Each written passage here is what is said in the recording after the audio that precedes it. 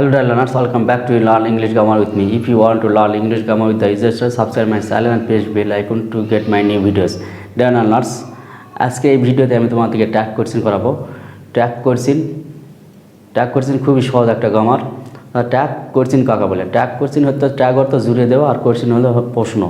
অর্থাৎ কোনো একটা সেন্টেন্সের সাথে, কনভারসেশনের সময় কোনো একটা সেন্টেন্সের সাথে তার সমর্থক সূক্ত কিছু প্রশ্ন জুড়ে দেওয়াকেই ট্যাগ কোশ্চেন বলা হয়। ট্যাগ কোশ্চেন আমরা এখন শুরু করব। ট্যাগ কোশ্চেন শুরু করার আগে আমি তোমাদেরকে ট্যাগ কোশ্চেনের নিয়ম বলবো।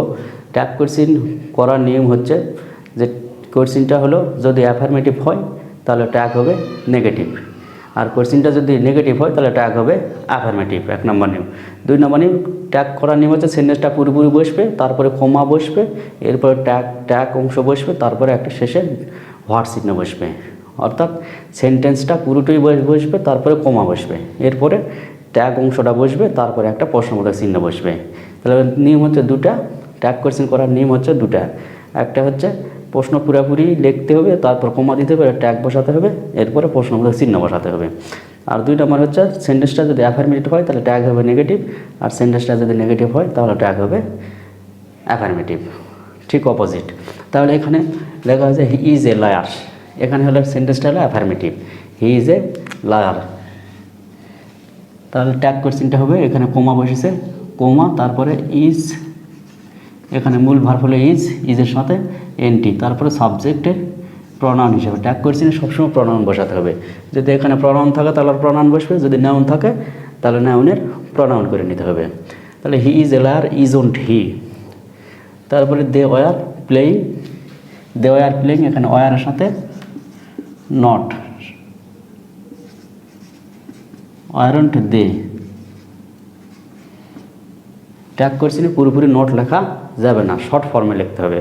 তাহলে শর্ট ফর্ম হলে ইজের সাথে ইজ নট লিখলে সংক্ষেপে বলতে হবে ইজন্ট, ওয়ার নট সংক্ষেপে বলতে হবে ওয়ারন্ট। তাহলে শর্ট ফর্মগুলো এখানে দেওয়া আছে যে ডু নট হলে ডন্ট, ডাজন্ট হলে ডাজ নট হলে ডাজন্ট, ডিড নট সমান ডিডন্ট, অ্যাম নট, এই জিনিসটাকে মনে রাখতে হবে, অ্যাম নটটা হলে অ্যাম নট লেখা যাবে না, অ্যাম নটকে শর্ট ফর্মে লিখলে আরন্ট হবে অথবা এন্ট হবে। তারপরে ইজের সাথে নট ইজন্ট, আর এর সাথে নট আরন্ট, ওয়াজ নট হলো ওয়ারন্ট, ওয়াজ নট হলো ওয়াজন্ট, ওয়ার নট হলো ওয়ারন্ট, হ্যাভ নট হলে হ্যাভন্ট, হ্যাজ নট হলে হ্যাজন্ট, হ্যাড নট হলে হ্যাডন্ট, শ্যাল নট, এখানে মনে রাখতে হবে শ্যাল নট সমান শ্যান্ট। শ্যাল নটকে শর্ট ফর্ম করলে শ্যান্ট হবে, SHAN অ্যাপোস্ট্রফি T। আর উইল নটকে শর্ট ফর্ম করলে হবে won't, will not equal to won't. Can নটকে করলে শর্ট ফর্ম করলে ক্যান্ট, একটা এন হবে, দুটা এন হবে না। তাহলে মে নটকে করলে মেয়ন্ট, কুড নটকে করলে কুডন্ট, নটকে করলে কুডন্ট, উড নট হলো উডন্ট, মাস্ট নট হলো mustn't, might not mightn't, should not shouldn't, ought not oughtn't, need not needn't, dare not daren't. এ হলো শর্ট ফর্ম, ভার্বের শর্ট ফর্মে ট্যাগ কোশ্চেন করতে হবে। তাহলে নাম্বার 3, যদি মূল ভার্ব দিয়ে শুরু হয় তাহলে এখন টু বি ভার্ব ছিল, টু বি ভার্বের সাথে ইজ ছিল ইজন্ট, আর ওয়ার ছিল ওয়ারন্ট। এখন যদি মূল ভার্ব থাকে, মূল ভার্বের সাথে এস বা ইএস যদি যুক্ত থাকে তাহলে হবে ডাজন্ট, এস বা ইএস যুক্ত থাকলে ডাজন্ট হি। আর এখানে দে প্লে ফুটবল, এখানে মূল ভার্বের প্রেজেন্ট ফর্ম আছে, মূল ভার্বের প্রেজেন্ট ফর্ম, তাহলে ডোন্ট দে। আর এখানে মূল ভার্বের সাথে হি লাইকড মি ভেরি মাচ, এখানে লাইকড হলো পাস্ট টেন্স আছে, পাস্ট টেন্স থাকলে ডিডন্ট হি। তাহলে মনে রাখতে হবে যদি টু বি ভার্ব থাকে, অ্যাম ইজ আর ওয়াজ আর থাকলে তার সাথে এনটি লাগাতে হবে। আর যদি মূল ভার্বের প্রেজেন্ট ফর্ম থাকে, এস বা এস যুক্ত থাকলে তাহলে ডাজন্ট। আর যদি মূল ভার্বের প্রেজেন্ট ফর্ম যদি থাকে তাহলে ডন্ট, আর মূল ভার্বের যদি পাস্ট ফর্ম থাকে তাহলে হবে ডিডন্ট। এটা হলো ভার্ববিহীন, অর্থাৎ অক্সিলারি ভার্ববিহীন বা টু বি ভার্ববিহীন সেন্টেন্সগুলোকে ট্যাগ কোশ্চেন করতে গেলে মূল ভার্ব দেখে করতে হবে, এরপরে হলো হ্যাজ নট আছে, নেগেটিভ সেন্টেন্স, হ্যাজ নট। যদি সেন্টেন্স যদি নেগেটিভ হয় তাহলে ট্যাগ হবে অ্যাফার্মেটিভ। এই সেন্টেন্সগুলো অ্যাফার্মেটিভ ছিল, যে he is a liar, affirmative sentence. They are playing football, affirmative. He plays football, affirmative. They play cricket, affirmative. He liked me very much, এটাও affirmative. তাহলে 5টা সেন্টেন্স অ্যাফার্মেটিভ ছিল, ট্যাগ হয়েছে negative. এরপর negative sentence, he has not done the, এখানে negative sentence, তাহলে has he has not আসা তাহলে শুধু হ্যাজ বসবে, has he Rahim does not read the book, তাহলে এখানে ডাজ নট নেগেটিভ সেন্টেন্স, তাহলে ডাজ হি, এখানে রহিম হলো নাউন, রহিমের নাউনের পরিবর্তে আমরা এখানে প্রনাউন ট্যাগ করছি, সবসময় প্রনাউন ব্যবহার করতে হবে। এরপর open the door, imperative sentence.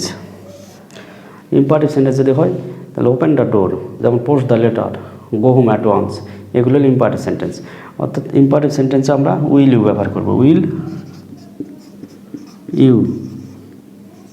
Will you অথবা কুড ইউ বা ক্যান্ট ইউ এরকম ব্যবহার করা যাবে, তবে আমরা সবসময় উইল ইউ ব্যবহার করবো। ইম্পারেটিভ সব প্রকার, অর্থাৎ যত প্রকার ইম্পারেটিভ সেন্টেন্স আছে সবগুলোতেই উইল ইউ বসানো যাবে, শুধু লেট আস বা লেটস থাকলে শ্যাল উই বসবে, শ্যাল উই, এটা লেটস, এখানে লেট অ্যাপোস্ট্রফি এস বা লেট আস পুরোপুরি যেটাই থাক শ্যাল উই। তাহলে আমাদের মনে রাখতে হবে যত প্রকার ইম্পারেটিভ সেন্টেন্স আছে সবগুলোতেই উইল ইউ বসানো যাবে, আর যদি লেটস বা লেট আস থাকে তাহলে কি বসবে, শ্যাল উই বসবে। তাহলে এখানে ডোন্ট দ্বারা ইম্পারেটিভ সেন্টেন্স, ডোন্ট দ্বারা ইম্পারেটিভ সেন্টেন্স থাকলেও উইল ইউ বসবে।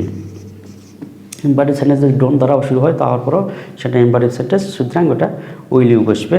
আবার লেটের পরে যদি হিম থাকে, আস বা লেটস বাদে লেটের পরে হিম দেম এরকম যদি কোনো প্রনাউন থাকে তাহলে উইল ইউ বসবে,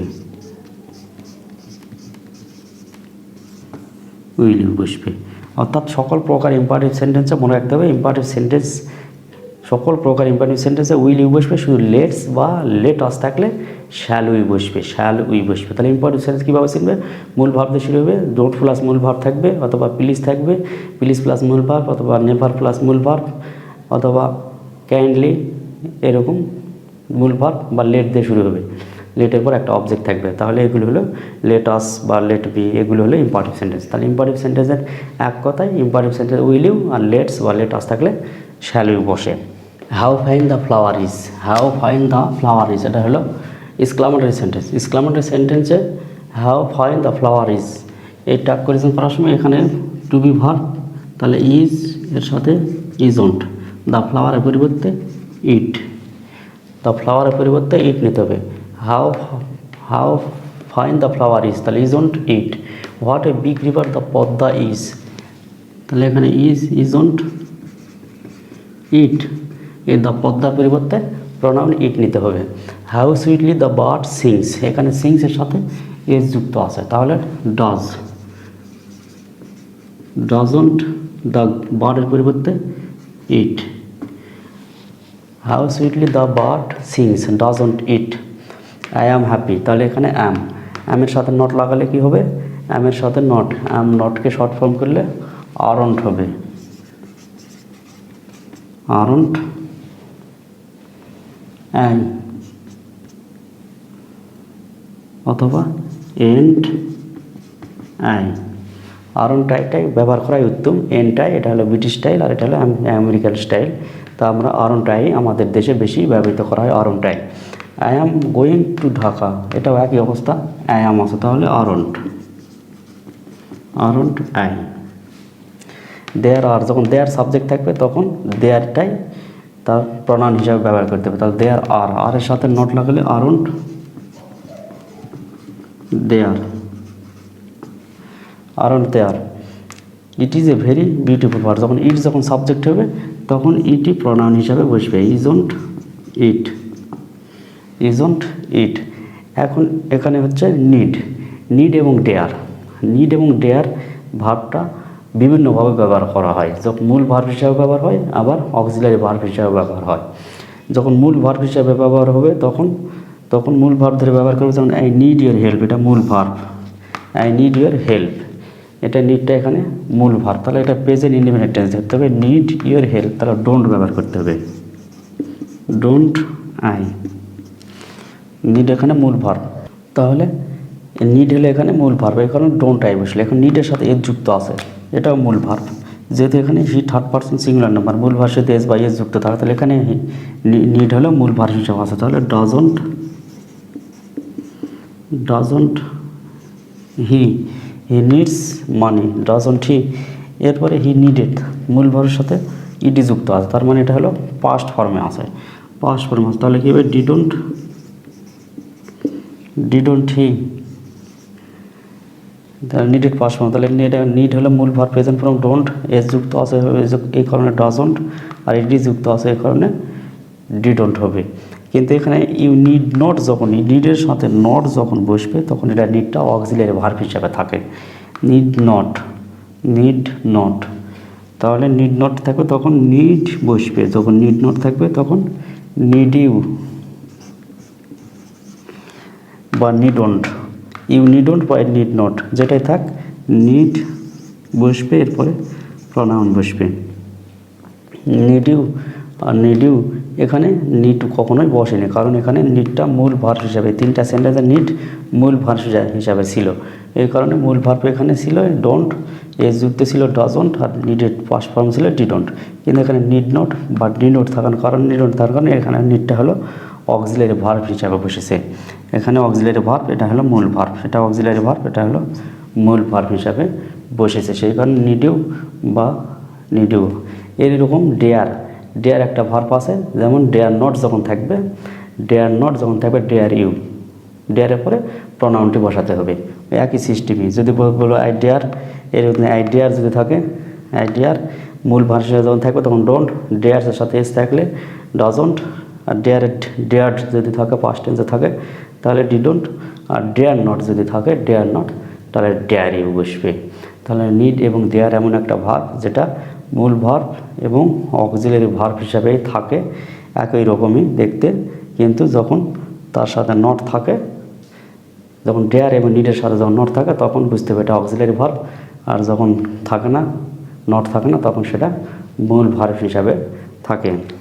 নাথিং ইজ সার্টেন, যখন নাথিং, এভরিথিং, এনিথিং, সামথিং এগুলো সাবজেক্ট হিসাবে থাকবে, তখন ট্যাগ কোয়েশ্চেন হিসাবে ইট ধরতে হবে, প্রোনাউনটা সাবজেক্ট হিসাবে ইট বসবে। তাহলে কী কী থাকলে ইট বসবে, যে নাথিং, এভরিথিং, এনিথিং, সামথিং এগুলো থাকলে ইট বসবে।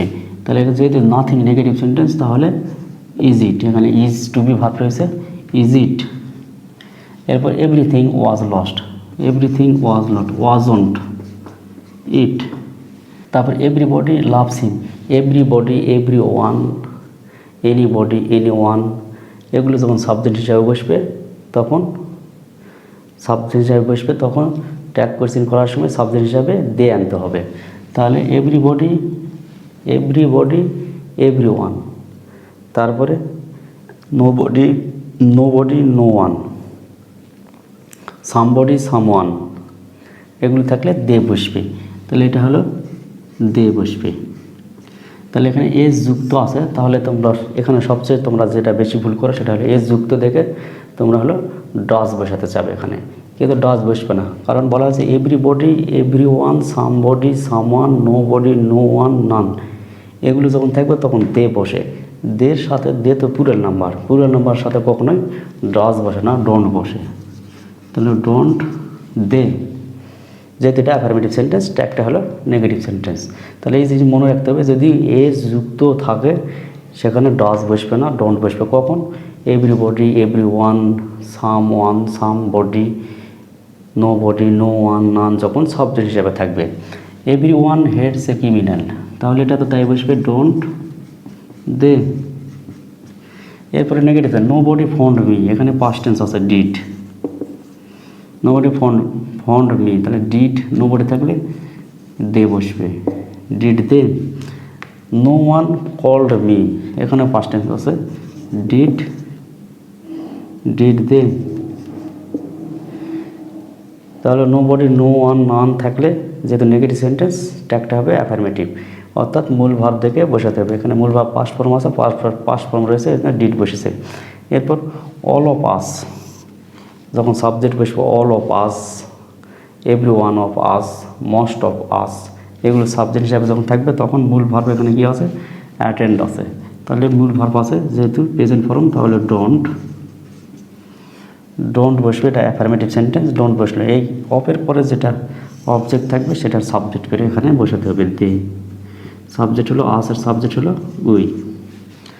তাহলে all of us attend the meeting, don't we, none of us, এখানে নেগেটিভ সেন্টেন্স। তাহলে ক্যান আছে, ক্যান আসের সাবজেক্ট করলে উই। তাহলে মনে রাখতে হবে যে all of us, none of us, most of us, every one of us থাকলে উই বসবে। এরপর all of them, some of them, every one of them বা মোস্ট অফ দেম থাকলে দে বসবে, তাহলে এটার সাবজেক্ট হবে। তাহলে এখানে আর আছে আরন্ট দে, যেহেতু এটা অল অফ দেম এটা হলো অ্যাফার্মেটিভ সেন্টেন্স, এর ট্যাগটা হলো নেগেটিভ। এবার নান অফ দেম এটা হলো negative sentence. None of them were present, তাহলে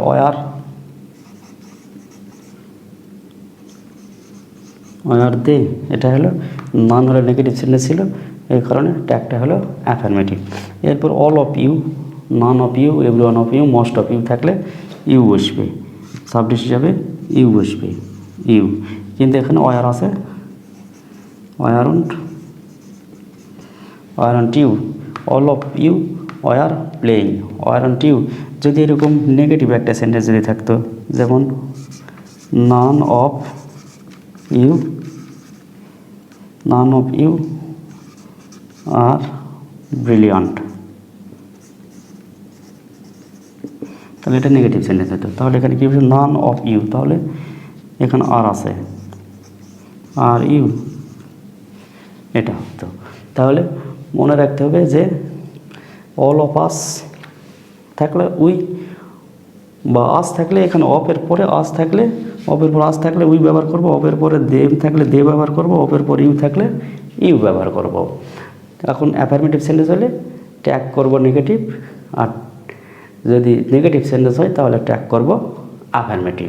তাহলে আজকে ট্যাগ কোশ্চেনের অনেকগুলো রুলস তোমাদের কাছে উপস্থাপন করলাম। অর্থাৎ ট্যাগ কোশ্চেনে কোনো কঠিন কিছু নেই। ট্যাগ কোশ্চেন ছাত্ররা সবসময় মানে ফুল মার্কস পেয়ে থাকে, তবে ক্রিটিক্যাল দু একটা প্রশ্ন যদি পড়ে থাকে সেখানে ভুল হওয়ার সম্ভাবনা আছে। ট্যাগ কোশ্চেনে 5-এ 5ই পাইতে হবে, সেইভাবে ট্যাগ কোশ্চেন শিখতে হবে, কারণ এর সহজ গ্রামার আর নেই। সহজ গ্রামারে যদি তুমি 2টা ট্যাগ ভুল করো, 5-এর মধ্যে 3 পাও, তাহলে অন্য গ্রামার আরও বেশি ভুল হওয়ার সম্ভাবনা থাকবে। সুতরাং ট্যাগ কোশ্চেনটাকে তোমাকে অবশ্যই ভালো করে শিখতে হবে। ছোটো ছোটো কিছু মানে রুলস রয়েছে, হঠাৎ করে একটা হয়তো এক্সেপশনাল কিছু রুলসের মধ্যে একটা প্রশ্ন দিয়ে থাকতে পারে, সেই জায়গায় তুমি ভুল করতে পারো। সুতরাং এই কোনো ট্যাগ কোশ্চেনকে মানে একেবারে অবহেলা করলে হবে না, যে পারবো এরকম বললে হবে না। কী কারণে হবে না, যেমন একটা প্রশ্ন দেওয়া থাকবে, হয়তো হঠাৎ করে ভুল হয়ে গেছে, যেগুলো ট্যাগ কোশ্চেন গুরুত্ব না দেওয়ার কারণে সেখানে 3 পেয়ে গেছে, কিন্তু ট্যাগে 5-এ 5ই পাইতে হবে। তাহলে আমি আর যে ব্যাংকের রুলসগুলো রইলো, আরও কিছু রুলস আছে, সেই রুলসগুলো আমি এর পরের ভিডিওতে তোমাদের কাছে উপস্থাপন করব। ধন্যবাদ সবাইকে।